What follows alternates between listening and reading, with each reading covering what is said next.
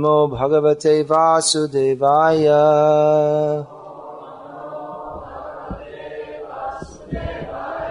Om Namo Bhagavate Vasudevaya.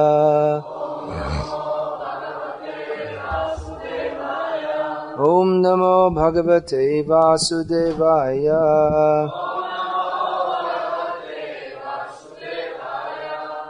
Srimad Bhagavad-gita, translation and commentary by His Divine Grace A.C. Bhakti-Vedanta Swami Prabhupada. Chapter 11, texts 41 and 42. Arjuna is speaking. Sakheti matva prasabhang yaduktam. Hey Krishna, hey Yadava, hey Sakheti. Ajanata mahimanang tavedam. Maya pramadat pranayena vapi. Yachchavaha sartama satkritosi. Vihara shayasana bhojaneshu. Eko tavapyachuta tat samaksham. Takshamaye tvam aham aprameham. Thinking of you as my friend, I have rashly addressed you. O Krishna, O Yadava, O my friend, not knowing your glories, please forgive whatever I may have done in madness or in love. I have dishonored you many times, jesting as we relaxed, lay on the same bed, or sat or ate together, sometimes alone and sometimes in front of many friends. O infallible one, please excuse me for all these offenses. Purport. Although Krishna is manifested before Arjuna in his universal form, Arjuna remembers his friendly relationship with Krishna and is therefore asking pardon and requesting Krishna to excuse him for the many informal gestures which arise out of friendship. He is admitting that formerly he did not know that Krishna could assume such a universal form, although Krishna explained it as his intimate friend. Arjuna did not know how many times he may have dishonored Krishna by addressing him, O my friend, O Krishna, O Yadava, etc., without acknowledging his opulence. But Krishna is so kind and merciful that in spite of such opulence, he played with Arjuna as a friend. Such is the transcendental loving relationship between the devotee and the Lord. The relationship between the living entity and Krishna is fixed eternally. It cannot be forgotten, as we can see from the behavior of Arjuna. Although Arjuna has seen the opulence of the universal form, he cannot forget his friendly relationship with Krishna. This 11th chapter of the Bhagavad-gita is atypical. The first chapter and the 11th chapter are different in many ways from the other chapters, which largely consist of philosophical discussion concerning the position of the Supreme Personality of Godhead. That's there also in this chapter, the 11th chapter, but the particular feature of this chapter is that Krishna herein displays his Vishvarup, his universal form. What does that look like? Arjuna had divine eyes, he could see it. We don't know. Thousands of faces and helmets and swords and arms and legs and everything in the universe was seen by Arjuna at once. This verse is also different from any other verse. Oh, actually it's two verses together, but they're grouped as one verse. This statement, we can say, is different to any other of Arjuna in Bhagavad-gita. And more than any other, it shows us the relationship that Arjuna had with Krishna. Arjuna knew that Krishna was the Supreme Personality of Godhead even before the battle began. The priest of the Pandavas was Dhaumya, who was a Vaishnava. It's not as the stupid mundane scholars, or just we can say mundane scholars, that they're stupid is obvious. They say that Vaishnavism has, it's like this Darwinistic idea that social anthropology arisen from Darwinism. There were some chimpanzees which turned into human beings, then gradually they became religious, and that was the biggest fault in the history of the human race, according to some. And then all different cultures develop these ideas they have. And so Vaishnavism was some kind of religion, and then Krishna was what is it they say? Krishna was a local folk god who got identified with the Vedic god Vishnu. Blah, blah, blah, blah, blah. And they get a PhD and go to hell with all this nonsense. So, but from Mahabharata we find that Dhaumya was a Vaishnava. It wasn't that he was highly learned in Shastra. It was 5,000 years ago. And he was a Vaishnava, and the Pandavas were Vaishnavas. So they accepted Dhaumya as their priest. They were directed to do so. There were Shaivas also in those days, worshippers of Lord Shiva. But Dhaumya was a Vaishnava, and he narrated to them the glory of Krishna, that he is Vishnu. And many others also told the Pandavas, in the forest, they were there for 12 years, the Pandavas, and Yudhishthira especially, his delight was calling the rishis, or so many rishis and brahmanas were traveling with them, and they would tell them so many narrations from the Puranas, and repeatedly they would hear Krishna. This Krishna who is here present in the world, he is actually Narayana, the Supreme Personality of Godhead. And Arjuna also, in his youth, he went on a 1-year pilgrimage, and went all the way up to the Himalayas and then down to the east coast, and went all around India and came back, all in 1 year, walking. So, especially in the Himalayas, everywhere he would visit ashrams, and especially he went along the bank of the Yamuna, then the Ganga, like that. He went up to the Himalayas. So everywhere along the Ganga there are ashrams, and he would hear from the rishis. Krishna, he's present he'd hear again and again. Krishna is the Supreme Personality of Godhead. So he'd heard that many times. It wasn't new, but Krishna has his Leela Shakti, or Yoga Maya, illusory potency, by which Arjuna would lie on the bed with Krishna and joke with him. And he would be alone with Krishna. They're very relaxed and happy, very happy to be with each other. From the worldly view, by which Krishna himself also forgets, from his own potency, he also forgets he's the Supreme Lord. And in many ways he acts as might an ordinary person. Just like when the Vartavana forest, there was the fire, and it was presumed that the Pandavas were dead. So, but when they entered a year later or so, dressed as brahmanas into the Swayamvar arena of Draupadi, then Krishna, who was sitting he said, "Hey Balaram, that looks like the Pandavas. I think they're not Brahmins. They must be the Pandavas." You see, there's that. So they said, yeah, it must be because Draupadi, even before she was born, she was destined to marry Arjuna. So Krishna, he was also apparently thinking that the Pandavas had died. So that's just one example. So due to the Leela Shakti, Krishna and Arjuna, they didn't think. They are Nara Narayana, the rishis, Nara Narayana, have descended into this world as Arjuna and Krishna.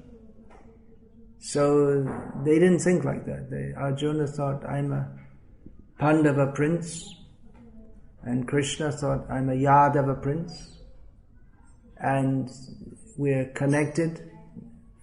Family connection is there, and very close friends. So they were in each other's company. They were totally relaxed, totally happy, and the kind of relationship that big people can have with each other, where they're just. Because big people, when they move, when I say big, I don't mean like physically big. They were physically big also, but it's just like if you see a big man of this world. You don't see big men of this world in Slovenia ever, I don't think. Is it? I mean, the president of Slovenia,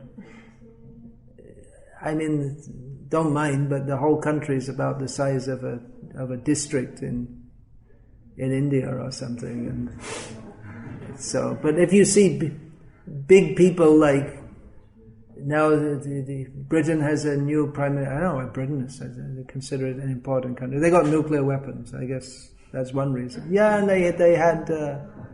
they still have influence in the world, despite being such a. Well, I guess they're friends with America. Anyway, their prime minister. The prime minister of Britain will be an internationally known figure, whereas the president of Slovenia will not be. They might not even know him on the other side of the border. Like in Italy and Austria, most people probably never heard of his name even, isn't it? So, such people, wherever they go, they are, everyone knows, big man, and security and all this. So people know, big man, important man. And yeah, they have, they can send more troops to Afghanistan to get their heads blown off and blow other people's heads off. And they have power. So such people, they can't be very relaxed with most people because they're big men and everyone's conscious of that when they're dealing with them. But then when they're at home, when they meet some other big man, maybe when the head of Britain meets the head of America, then they can relax. They're on the same level. Or one devotee told me one of my godbrothers, he used to do as a business, he brought together businessmen and he arranged conferences for them. He was in Hong Kong and he arranged to bring conferences of all big men. So he said he had a friend who was a multi-billionaire from Switzerland. And they used to sit and chat and relax. And he said, I presume that man presumed that I was also a multi-billionaire by the way he dealt with me, because we were very relaxed. And generally people are not relaxed with a multi-billionaire unless they're in the same category themselves. Because even a millionaire, they also feel intimidated by such a big, rich man. But my godbrother, he wasn't, because he didn't really care about the money that much anyway. So he wasn't intimidated by rich people. So like that, for a big, rich man or a very powerful man, it's difficult to find anyone you can really relax with. Everyone's on the, they're very cautious what they say. They're very conscious of the fact that the person they're dealing with is of a much higher status than themselves. So Krishna and Arjuna together, they were friends, but they weren't friends in the way that you and I could be, because they were big men, very big men of the world, and they couldn't. they couldn't have many friends in the way that ordinary people can, because most people would treat them in a very deferential way, very with much respect. So they were on the same level, they were the same age, and they were both fabled fighters. Krishna, of course, that in the Nectar of Devotion, Prabhupada writes about Krishna that single-handedly he killed so many soldiers, and not even a single soldier in his force was even slightly injured. And Prabhupada writes, this is unprecedented in the history of the world. So, Krishna was a great fighter, Arjuna was a great fighter, so they could relax together and they would discuss about swords and weapons and hunting and all this kind of, and they'd joke together. And we can imagine, very comfortable in each other's company. And very, very close. I mean, they're very, just genuinely pleased to be in each other's company whenever they could be, although due to political and social obligations, they had to live separately most of the time. But they related with each other very nicely. Two Krishnas. Arjuna is also called Krishna because he's black. So one of Krishna's names is Krishna Saka, the friend of Krishna. Because Arjuna is called Krishna. That comes in Bhagavatam. Kunti addresses him as Krishna Saka. Addresses Krishna as Krishna Saka. So Arjuna is he knew Krishna is the Supreme Personality of Godhead. He's already stated that. We find that in the previous chapter, chapter 10. Param Brahma, Param Dhama, Pavitram, Paramam Bhavan, Purusham, Shashvatam Divyam, Adi Devam Ajam Vibhum. You, Krishna, are the supreme truth, the supreme abode, the supremely pure person. You are the Pavitram Bhavan. You are the origin. No, Param Brahma Param. Pavitram Param. You are the supreme, pure. You are the eternal person. Purusha, Shashvata. Eternal, transcendental person. You are the origin of all the demigods. You're unborn. You're all-powerful. So Arjuna knew that, but when he saw the universal form, it really brought it home to him. When he said Param Dhamma, Param Brahma, Param Dhamma, he didn't at that time say this Saketi Matva Prasabam. Prasabam means in a somewhat rude or arrogant, how does Prabhupada say? Presumptuously. It's like overstepping your limits. If you're acting above your station. Just like if Krishna and Arjuna were lying on the bed together and relaxing, but if some servant came in and thought he would also lie on the bed, that wouldn't be proper. That's not his station. That would be presumptuous. He was overstepping his station. He would be.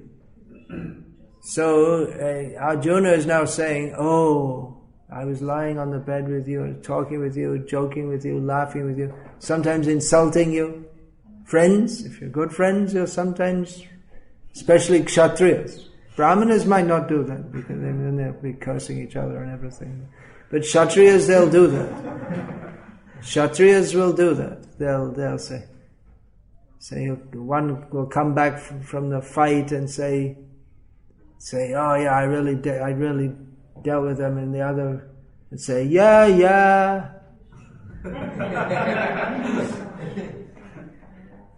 Like this.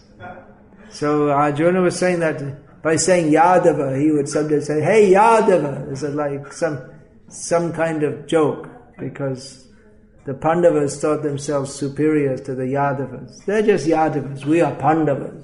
Some feeling was there like that. So he'd sometimes go, oh Yadava, like this. So now he's thinking, oh, I overstepped the proper boundaries of etiquette. He didn't think that when he praised Krishna.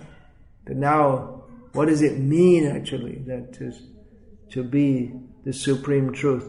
Krishna is displaying that to Arjuna at Arjuna's request.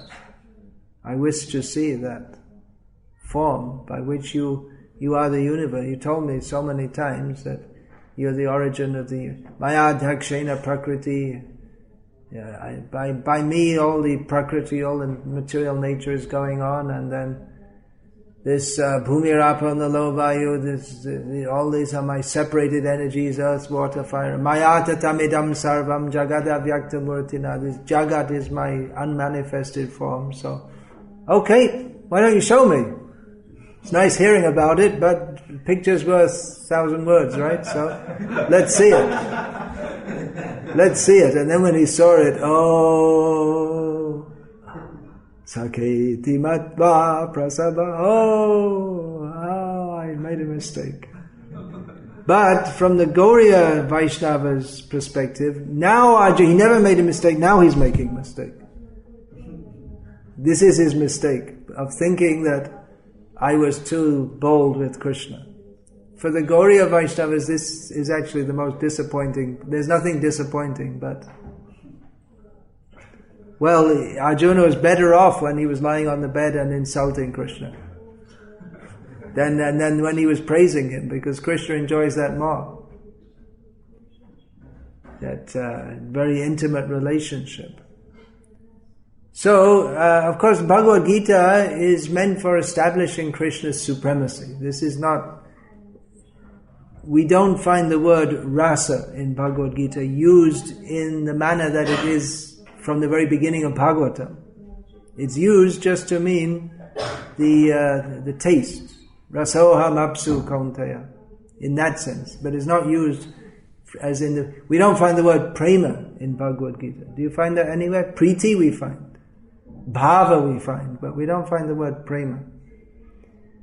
You thinking? I can't think of any instance of the word prema in Bhagavad-gita. For that matter, it doesn't come up that much in Bhagavatam. Not as much as Gauriya's. Chaitanya Charitamrita is promoted more. Bhakti Rasamrita Sindhu. But, Bhagavad-gita is specifically to establish the supremacy of Krishna, which means the subordination of the jiva. And those who accept that, the supremacy of Krishna, aham sarvasya prabhavo matah sarvam prabhatate iti matva bhajante mam buddha bhava samandita. Those who accept the supremacy of Krishna, then they worship Krishna.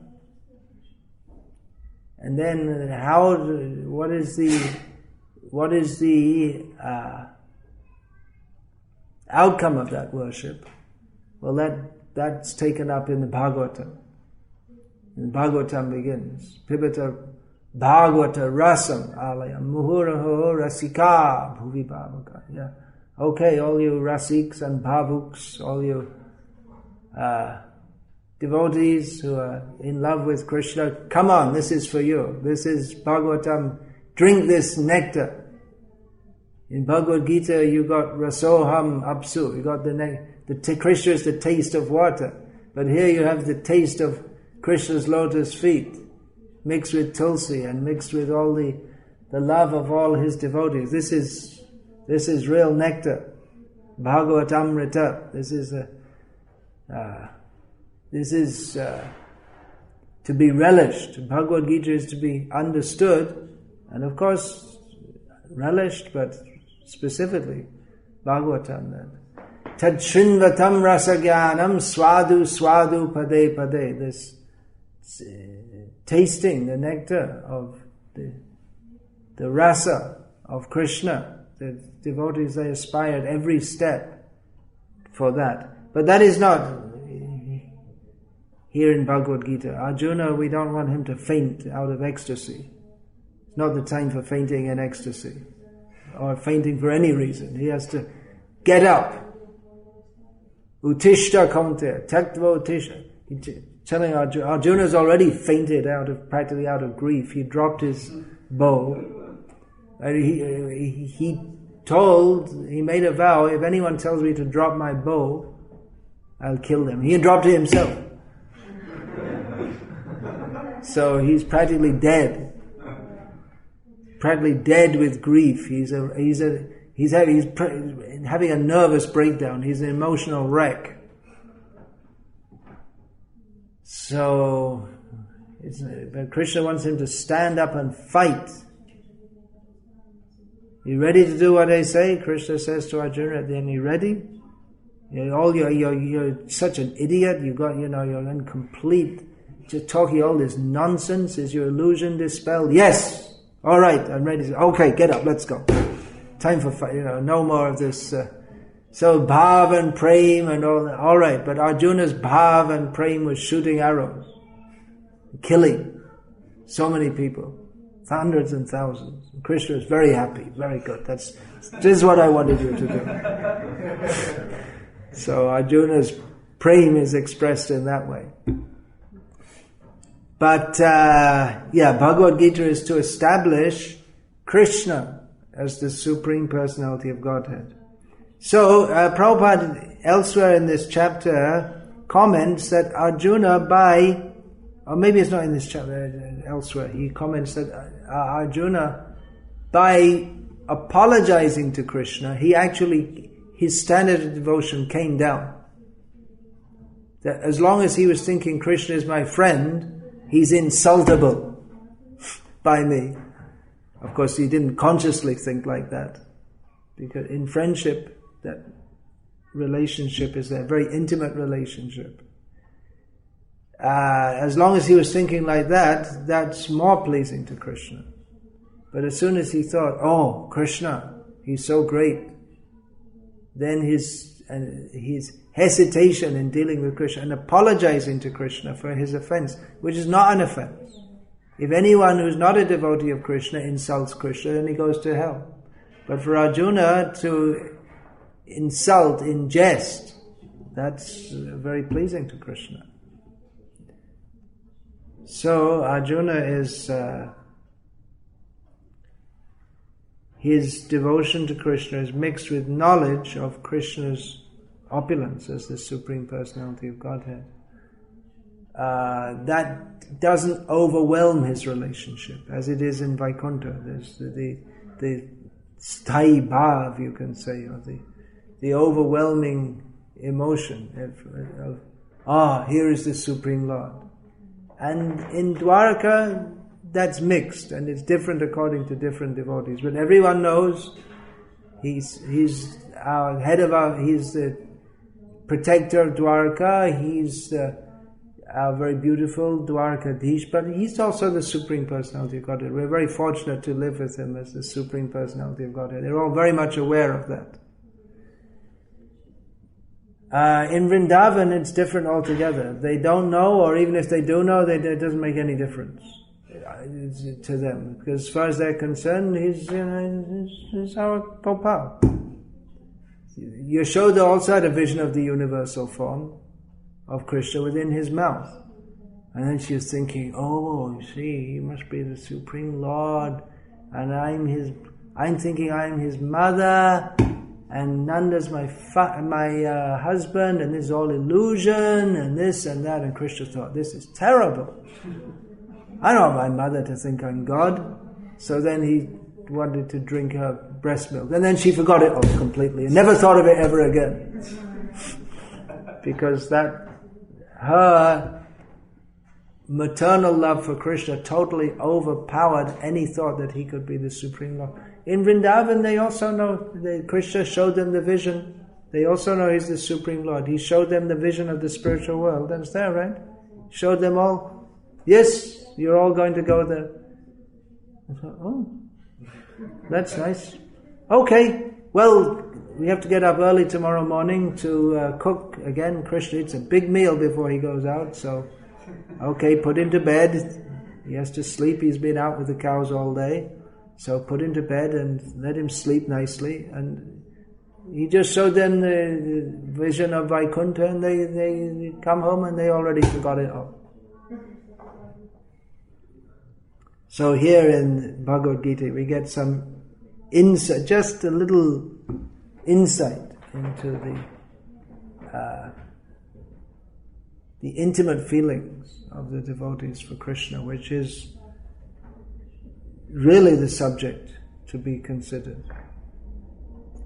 Atato Brahma Jignasa. In the human form of life, we should inquire into the nature of spiritual reality.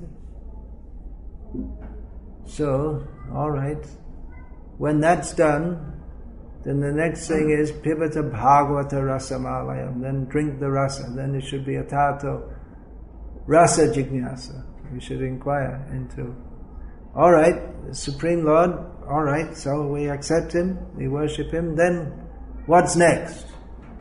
Is He so distant that we're, as in Islam they say, that He's so great you can't know Him. But we want to know Him. He's our supreme well-wisher, and we can know Him personally. Just like Arjuna was alone. He says here, I was alone. So many times I was alone with you. What a privilege. How many people are going to get that privilege? To be alone with Krishna. You can be. That's possible. Alone or with many, and intimately connected with Krishna. So this is the special gift of Vaishnava theology.